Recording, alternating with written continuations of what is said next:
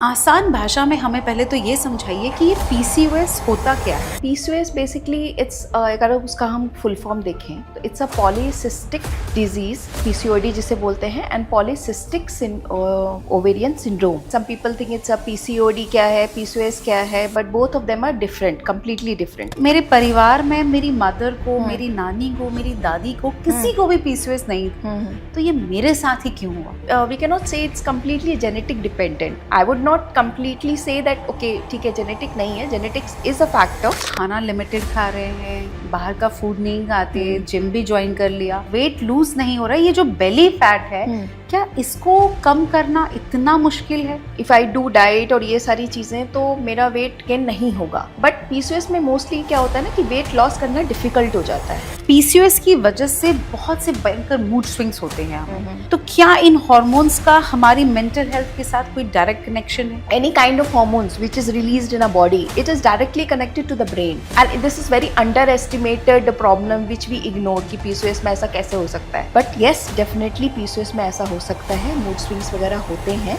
क्या treatment plan किया जाता है इस चीज के लिए? फर्स्ट इज इम्पोर्टेंट कि डायग्नोसिस हमने कर लिया तो उसके बाद फिर then we go for treatment कि हम मेंस्ट्रुअल्स को रेगुलर करें. सो उसमें कई बार हम ओरल कॉन्ट्रासेप्टिव्स का भी यूज करते हैं. पीसीओएस और इनफर्टिलिटी का क्या कनेक्शन है यहाँ? पीसीओएस में क्या होता है कि एग्स मैच्योर नहीं हो पाते. Everything combined. Yes, female suffering with PCOS और PCOD, she can definitely get pregnant with help of all this, and naturally she can get pregnant.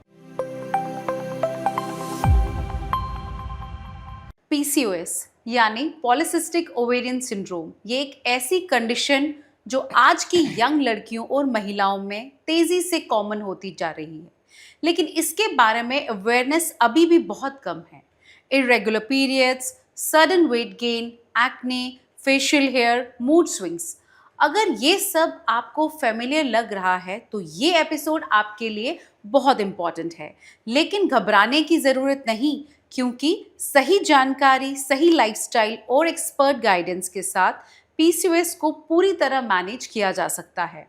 नमस्कार, मैं doctor Sheetal Rajdan, clinical consultant Felix hospital Noida, और आज इस पर बात करने के लिए हमारे साथ स्टूडियो में हैं डॉक्टर अनुराधा, जो एक अनुभवी गायनेकोलॉजिस्ट हैं. डॉक्टर अनुराधा, स्वागत है आपका ma'am. Hello, thank you for inviting me. Welcome ma'am, welcome. Ma'am, आप देख ही रहे हैं कि आजकल हम देख रहे हैं कि पीसीओएस एक हार्मोनल डिसऑर्डर बनता जा रहा है जी. और अगर मैं बात करूं, हर 5 में से एक लड़की पीसीओएस की शिकार होती है. सो आज एक आसान भाषा में हमें पहले तो ये समझाइए कि ये पीसीओएस होता क्या है? मैम, पीसीओएस बेसिकली इट्स अगर उसका हम फुल फॉर्म देखें तो it's a polycystic disease, PCOD जिसे बोलते हैं, and polycystic ovarian syndrome.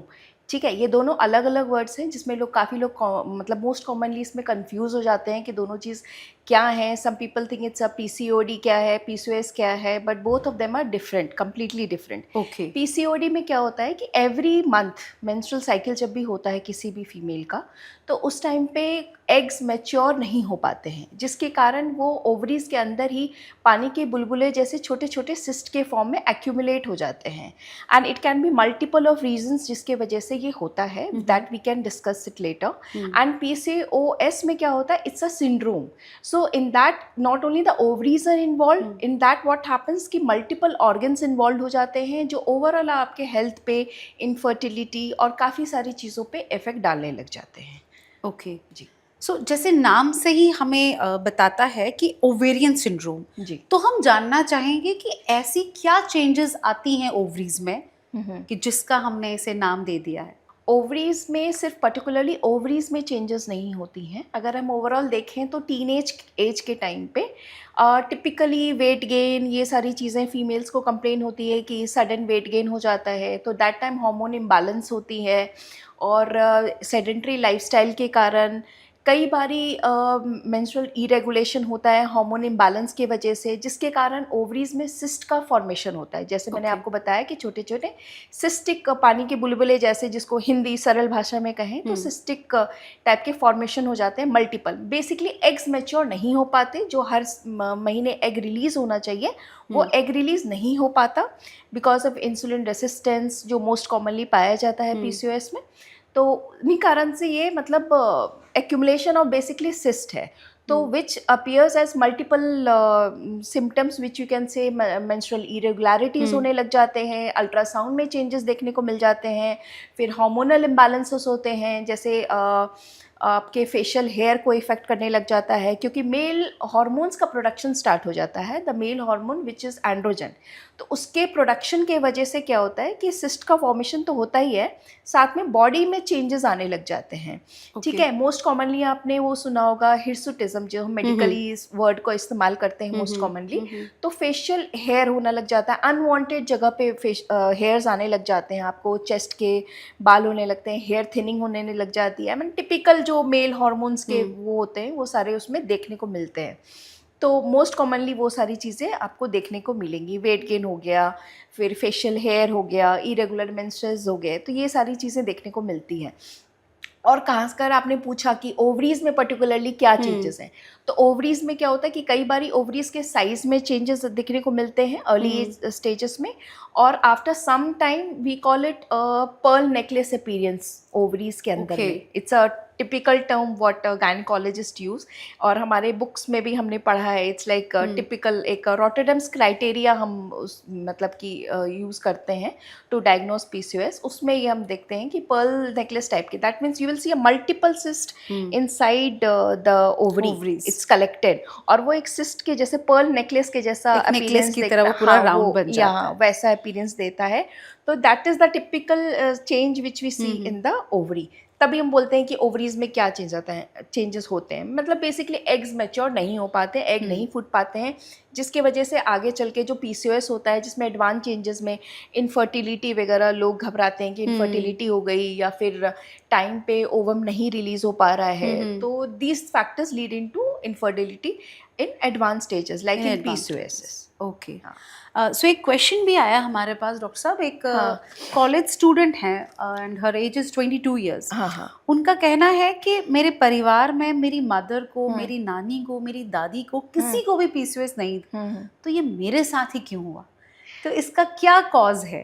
See, PCOS is not completely, we cannot say it's completely genetic dependent. I would not completely say that, okay, ठीक है genetic नहीं है, genetics is a factor, but नहीं, we cannot just say that no, अगर आपकी mother या फिर आपकी नानी को, ग्रैंड्स में, फैमिली किसी और, इनफैक्ट सिबलिंग में भी अगर एक सिस्टर को है तो दूसरी सिस्टर को नहीं है, ऐसा कुछ भी नहीं है। Like it completely dependent on the life style. आजकल के टाइम में हमने बहुत कॉमनली देखा है सेडेंट्री लाइफ स्टाइल, ठीक है, and most commonly is insulin resistance, जो कई लोगों में देखा जाता है। सेडेंट्री लाइफस्टाइल, स्ट्रेस हो गया, हमारा नॉर्मल पुराने टाइम पे क्या होता था, घरें बड़े होती थी, लोग वॉक्स पे जाते थे, खेलते थे। अब क्या है कि सब अपार्टमेंट बेस्ड हो गए हैं, there are very few places to go. Females मतलब कि लड़कियां कुछ एज तक खेलती हैं, लड़के क्या होते हैं, they keep playing, like cricket खेला, कुछ भी खेला, they keep their body activated, they work out और whatever. So after some time it happens in the house कि वो टीनेज के टाइम पे जो चेंजेस आती हैं फीमेल्स के बॉडी में, तो they get very much aware, और फैमिलीज भी बहुत ज़्यादा प्रोटेक्टिव हो जाती हैं, तो वो बहुत कम बाहर जाती हैं, मतलब कि घर पे ही रहना, एक्सरसाइज नहीं करना, या in some household it's a kind of taboo, तो बाहर नहीं टहलने जाती, तो they have a sedentary kind of lifestyle. Specifically जो वो टीनेज टाइम है, जब हम 10th या 12th के एग्जाम्स के टाइम पे फीमेल्स को देखते हैं मोस्ट कॉमनली, तो उस टाइम पे क्या होता है कि they sit at home and they study. तो उस टाइम तो ना कोई वर्कआउट होता है, और खाने पीने का भी ऊपर नीचे कुछ रहता ही है, तो स्ट्रेस भी एक फैक्टर हो गया, आपको सेडेंट्री लाइफस्टाइल हो गई, और इंसुलिन रेसिस्टेंस हो गया। तो ये सारे कॉमन फैक्टर्स हैं जो देखने को मिलता है, जिसके वजह से ये पीसीओएस मतलब कई लोगों में देखने को मिलता है। Not necessarily it has to be genetic related, no, nothing like that, या but if there is a family history, there can be PCOS in them also. So बहुत सारी लड़कियों की एक और शिकायत है कि हम खाना लिमिटेड खा रहे हैं, बाहर का फूड नहीं खाते, जिम भी ज्वाइन कर लिया, सब कुछ कर लिया, वेट लूज नहीं हो रहा है, ये जो बेली फैट है क्या इसको कम करना इतना मुश्किल है? नहीं, कम करना मुश्किल नहीं है। What we think is that कि ठीक है हम डाइट नहीं कर रहे हैं, मतलब इफ़ आई डू डाइट और ये सारी चीज़ें तो मेरा वेट गेन नहीं होगा। बट पीसीओएस में मोस्टली क्या होता है ना कि वेट लॉस करना डिफ़िकल्ट हो जाता है, क्योंकि because of male hormones, insulin resistance के वजह से क्या होता है कि फैट जो बर्न होनी चाहिए, मेटाबॉलिज्म जो फास्ट होना चाहिए वो फास्ट नहीं हो पाता। ओके और बॉडी क्या करता है, फैट एक्यूमुलेशन स्टार्ट कर देता है, स्पेशली बेली एरियाज में, या फिर आप बोल दो उसको लव हैंडल्स जिसको हम बोलते हैं बटक्स के एरिया में, तो वहाँ पे फैट एक्यूमुलेशन स्टार्ट हो जाता है। तो basically it is related to insulin resistance. Yes, diet is important, मतलब कि हेल्दी डाइट तो होनी चाहिए, लेकिन उसके साथ साथ हमें we have to see that we are doing a proper weight lifting workouts and we have to improve a metabolism also. So if we do completely, like वो पूरा पैकेज चलता है साथ के साथ, it's not just the diet और something like that. तो if you do a complete package then definitely we can lose weight also with PCOS. Okay Yeah. So एक 25 इयर्स की वर्किंग लेडी हैं जिन्होंने हमें लिखा है कि पीसीओएस की वजह से बहुत से भयंकर मूड स्विंग्स होते हैं हमें और डिप्रेशन में भी रहती हूँ, तो क्या इन हॉर्मोन्स का हमारी मेंटल हेल्थ के साथ कोई डायरेक्ट कनेक्शन है? See, PCOS, it's basically like what we talk all about is hormonal imbalance. So it's like any kind of hormones which is released in a body, it is directly connected to the brain. Okay and this is very underestimated problem which we ignore कि PCOS में ऐसा कैसे हो सकता है। But yes, definitely PCOS में ऐसा हो सकता है, मूड स्विंग्स वगैरह होते हैं, बिकॉज वो क्या होता है डायरेक्टली वो ब्रेन केमिकल्स को, एक सीधे भाषा में कहें तो ब्रेन केमिकल्स को इफेक्ट करता है, जिसके कारण मूड स्विंग्स होगा, स्ट्रेस होगा। एंड मोस्टली पीसीओएस में आप देखोगे कि people will have facial hair होगा, तो उसके वजह से क्या होता है ना कि वो एक इन्फेरिटी कॉम्प्लेक्स या फिर वो body issues, body image issues जिसे हम बोलते हैं, वो सारी डेवलप होने लग जाती है कि हेयर फॉल हो रहा है, चेहरे पे बाल हैं, वेट गेन हो रहा है, तो they kind of get into this thing, depressive thoughts, anxiety. तो yes, definitely it the hormone part affects the brain this thing also. And ये जो बॉडी इमेज इश्यूज हैं, जो मतलब जो नॉर्मल सोसाइटी नॉर्म्स होते हैं, आप उसमें फिट नहीं बैठ रहे होते हो, तो definitely you going to anxiety, depression, और ये सारी चीज, everything comes hand in hand, it follows with it. Okay so symptoms तो आपने हमें बता ही दिए सारे साइन सिम्टम्स पीसीओएस के। सो अगर हम बात करें डायग्नोसिस की, सो एग्जैक्टली इसका डायग्नोसिस करने के लिए किन इन्वेस्टिगेशंस की रिक्वायरमेंट होती है? मैम, मोस्ट इम्पॉर्टेंटली कि फीमेल्स पहले तो there will be no interaction, मतलब कि they will be coming to you, family members के पास जाएंगे, मोस्टली अपनी मदर के पास जाएंगे या सिबलिंग के पास जाएंगे।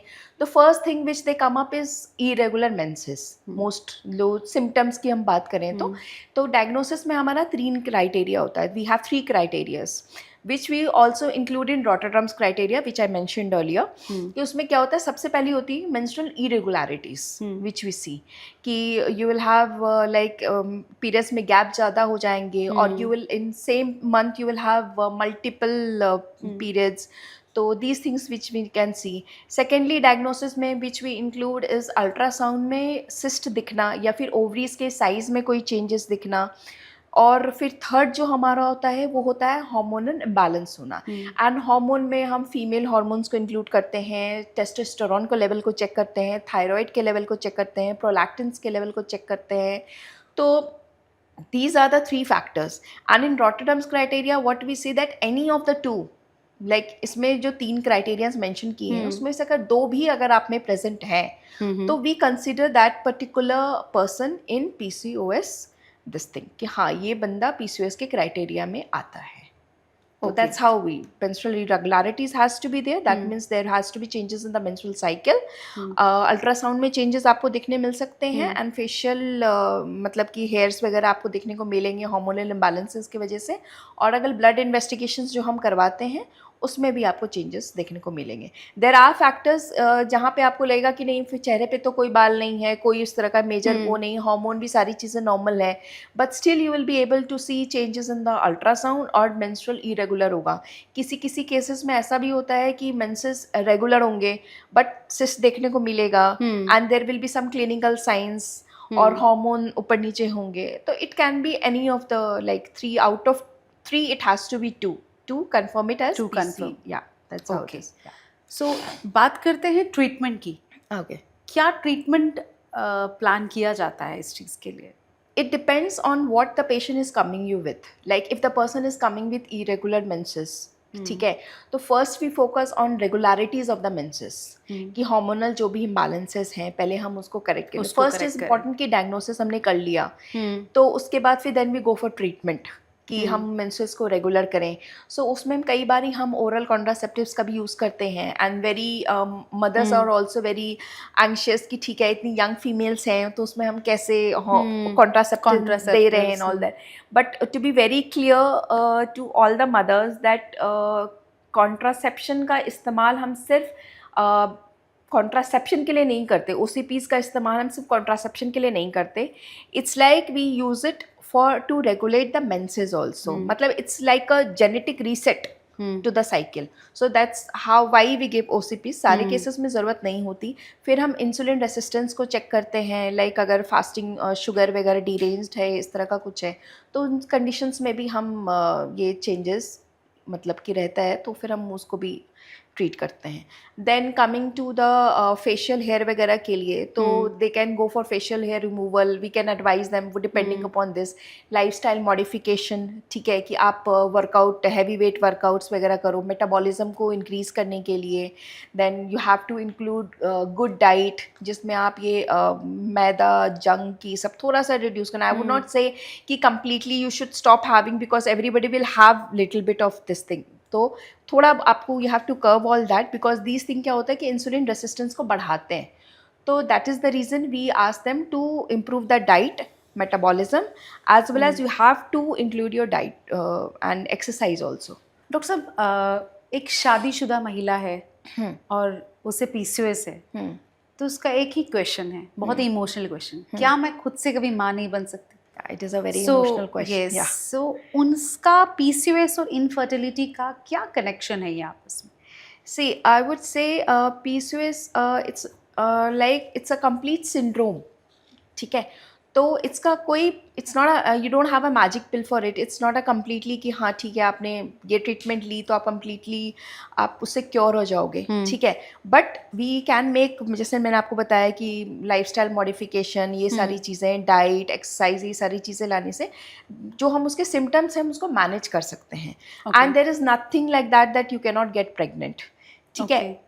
PCOS में क्या होता है कि एग्स मेच्योर नहीं हो पाते, बट आजकल के डेट में we have so many induction, ovulation inductions वगैरह के होते हैं, तो उससे हम इंड्यूस कर सकते हैं, ओवम को इंड्यूस कर सकते हैं, एग रिलीज करा सकते हैं। And with everything combined, yes, female suffering with PCOS और PCOD, she can definitely get pregnant with help of all this, and naturally she can get pregnant. Okay. Yeah, so it's not like, yeah, it goes hand in hand, PCOS and infertility, but it's not like that कि आप मतलब कि you are barren.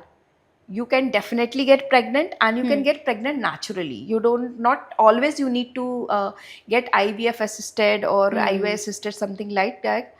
आप naturally conceive कर सकते हैं, but right time पे आप अपना ट्रीटमेंट अगर यस यू हैव टू, या हाँ राइट टाइम पे आप कर लो, और मतलब जो आपको बताया जा रहा है सारी चीज़ों को, उन चीज़ों का फॉलो अप करो। राइट। सो डॉक्टर साहब, ये तो रही बात इनफर्टिलिटी की। अगर हम बात करें PCOS की, और क्या कॉम्प्लिकेशंस हो सकती हैं अगर कोई राइट टाइम पे अपना ट्रीटमेंट स्टार्ट नहीं करता है, तो क्या कॉम्प्लिकेशंस और हो सकती हैं?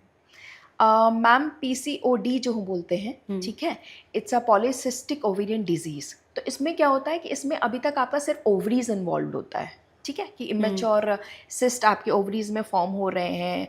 और उसके बाद PCOS में क्या होता है, PCOD is reversible, but PCOS में क्या होता है कि आपके मल्टीपल ऑर्गन्स इसमें इन्वॉल्व होने लग जाते हैं। आपका हार्ट इन्वॉल्व होता है, आपके रिप्रोडक्टिव ऑर्गन्स इन्वॉल्व होने लग जाते हैं, आपकी बाकी हार्मोन लेवल्स ऊपर नीचे होते हैं, तो आपके बाकी ग्लैंड्स भी इन्वॉल्व होने लग जाते हैं। तो that sort of becomes irreversible. So what we suggest कि instead of waiting for some time कि हाँ ठीक है ये अपने आप ठीक हो जाएगा, पीपल हैव अ टेंडेंसी कि चलो अरे OCP दे दिया तो हम ओसीपी कैसे खा लें, ये वो, they have kind of mind में वो न्यूज रहता है उनके कि we will not do this do that, ऐसे हो जाएगा। या फिर हम कोई आयुर्वेदिक ट्रीटमेंट लेने लग जाते हैं। There are few ayurvedic things which does help, ऐसा नहीं है, मैं नहीं बोलूँगी कि नहीं करते हैं, बट टाइमली अगर आप उन चीज़ों को आप स्टार्ट कर दो तो you will not land up in something which is irreversible. आपके हार्ट, आपके बाकी हार्मोन्स को और ओवरऑल फर्टिलिटी को इफेक्ट नहीं करेगा। सो डॉक्टर साहब, बात करना चाहूँगी अब मैं रिस्क फैक्टर्स की। कौन से लोग हैं जिनको ये रिस्क फैक्टर रहता है कि उनको पीसीओएस हो सकता है? रिस्क फैक्टर्स की अगर हम बात करें तो it's nothing like that only obese people will have PCOD और पीसीओएस, Only ऐसा obese. कुछ नहीं, no. Even a thin female can have PCOS and PCOD. Okay. तो people who are very prone to stress, या फिर किसी family history में किसी को इस तरह का रहा हो और हार्मोनल इम्बैलेंसेस की टेंडेंसीज रही हो, ठीक है, या फिर माल न्यूट्रिशन हो किसी का, तो या फिर थायराइड की इश्यूज किसी किसी को हो, तो those people are in the risk factor of PCOS. So अगर एज फैक्टर की बात करूं तो क्या कोई एज फैक्टर भी होता है जहां से ये शुरू होता है? Mostly we seen teenage years, teenage में, मतलब मोस्टली उसी टाइम पे वेट गेन होते हैं, हार्मोनल चेंजेस आते हैं, तो टिपिकल आप उस टाइम पे देखते हो, but the diagnosis is actually often very late, क्योंकि मदर्स को ऐसा लगता है कि अभी तो महीना शुरू हुआ है, अभी तो दे हैव स्टार्टेड, मेनार्की आई है, पीरियड स्टार्ट हुआ है, तो दे थिंक कि ठीक है चलो, आई मीन लाइक ठीक हो जाएगा, रेगुलर हो जाएगा, because they have been seeing this in their own household and in their own generation. But ये जब शादी होती है and they don't get pregnant, तो eventually it get diagnosed at that time. But हाँ, symptoms जो हैं वो आपको टीनेज एज से दिखने लग जाते हैं। बहुत लोगों के मैंने देखा है मैम कि ना डाउट होता है कि अगर हमने ये हार्मोनल थेरेपी स्टार्ट की तो वेट गेन शुरू हो जाएगा, बहुत सारी चीज़ें, वो इस वजह से ये मेडिसिन अवॉइड करते हैं। तो इसमें कितनी सच्चाई है कि अगर हम हार्मोनल थेरेपी लेते हैं तो क्या वेट गेन वगैरह कुछ और उनके कुछ साइड इफ़ेक्ट्स होते हैं? मैम, हार्मोन ओसीपी जो हम चलाते हैं, it's not just as I told before, it's not only for doesn't act only for contraception, it acts also for a genetic this thing reset, cycle hormone का reset करते हैं वो, तो उसके लिए वो इंपॉर्टेंट होते हैं। Yes, OCPs, some of the OCPs do water retention, I would not deny that, water retention किसी किसी में होता है, but just a water weight, it's nothing like that you will put on so much of weight. PCOS in itself, it comes with insulin resistance, so we not only treat only with OCPs, we treat some of the patients with insulin resistance के लिए को avoid करने के लिए fasting sugar वगैरह लगाते हैं। तो किसी किसी पेशेंट में है मेटफॉर्मिन का भी हम कई बार यूज़ करते हैं, जो मोस्ट कॉमनली आपने देखा होगा कि diabetic medicine, it's a diabetic medicine, but we use it in PCOS also, it's a wonder drug in some cases, so we use that also. So it's a combination of drugs which we use. It's not only OCPs. Yes, some of the OCPs do cause water retention, but it's not like that it will cause you'll make you very fluffy or something like that. Nothing like that. एक और myth भी लोगों के दिमाग में रहता है कि शायद ये मेडिसिन अगर हम एक बार शुरू करें तो शायद पोस्ट मेनोपॉज तक चलता ही रहेगा। तो ऐसा भी लोगों के दिमाग में होता है कि अगर हमने हार्मोनल थेरेपी एक बार शुरू कर दी तो ये फिर हमें लाइफ लॉन्ग खाते ही रहना है, तो एटलीस्ट जब तक कि हमारा मेनोपॉज आ जाएगा तब तक खाना पड़ेगा। तो ऐसा कुछ है क्या? नहीं, ऐसा कुछ भी नहीं है। तो PCOS में क्या होता है कि we give medicine usually for 2 to 3 cycle, और 2 to 3 साइकिल में अक्सर ऐसा होता है कि सिस्ट जो होती है वो अपने आप रिजॉल्व कर जाती हैं, या सिस्ट का साइज छोटा हो जाता है, and with other things, dietary modification, lifestyle, metabolism अच्छा इंक्रीज करते हैं हम सारी चीज़ें, इंसुलिन रेसिस्टेंस को कंट्रोल करते हैं, तो over of the period of some time वो धीरे धीरे उसकी नेसेसिटी कम हो जाती है। तो आप फिर धीरे धीरे अपने नॉर्मल लाइफस्टाइल को आप मेंटेन करते रहो तो ड्रग्स की नीड आपको कम हो जाती है। किसी किसी एडवांस केसेस में, जैसे इरिवर्सिबल अगर PCOS होती है, तो उस केसेस में हमें कई बारी इंटरमिटेंट हमें वो ट्रीटमेंट देना पड़ता है OCPs का, but it's not like that you will have to have OCPs for the life long to get your periods. Just a genetic reset, hormone थोड़ा बहुत इम्बैलेंस होता है, we treat them and it gets treated. So doctor साहब, जैसे आपने बात की lifestyle changes की, तो ऐसे क्या लाइफस्टाइल चेंजेस हमें अपने अंदर करने चाहिए कि हम इस चीज़ को अवॉइड करें? As all of you know, prevention is better than cure. तो अगर हम पहले से ही प्रिवेंशन की बात करें तो उसके लिए आप आज हमें थोड़े से टिप्स दीजिए। मैदा छोड़िए बिल्कुल। ठीक है, मतलब आई वुड नॉट से कि कंप्लीटली तो कोई छोड़ नहीं सकता, बट हाँ उसे कम करें, जंक फूड वगैरह थोड़ा सा करें। We don't know what they are mixing, तो वी कैन हैव, हाँ आप गोलगप्पे खा सकते हो but it doesn't make it a habit of having golgappas every day. Noodles वगैरह सब भी, ये सारी चीज़ों को आप थोड़ा सा कंट्रोल करो। डाइटरी प्रोडक्ट्स मतलब कि आपके मतलब इंक्लूड करना होगा, हाई फाइबर डाइट्स आपको इंक्लूड करने होंगे, प्रोटीन इंक्लूड करना होगा। तो जो कॉम्प्लेक्स कार्बोहाइड्रेट्स होते हैं जैसे होल व्हीट हो गया या फिर चना, बार्ली वगैरह सारी चीज़ें हुई, तो वो सारी चीज़ें अपने में इंक्लूड करो। एंटीऑक्सीडेंट्स हो गए, फ्रूट्स वगैरह हो गए, वो सारी चीज़ें आप अपने डाइट में इंक्लूड करो। विटामिन सी हो गया, वो इंक्लूड कीजिए।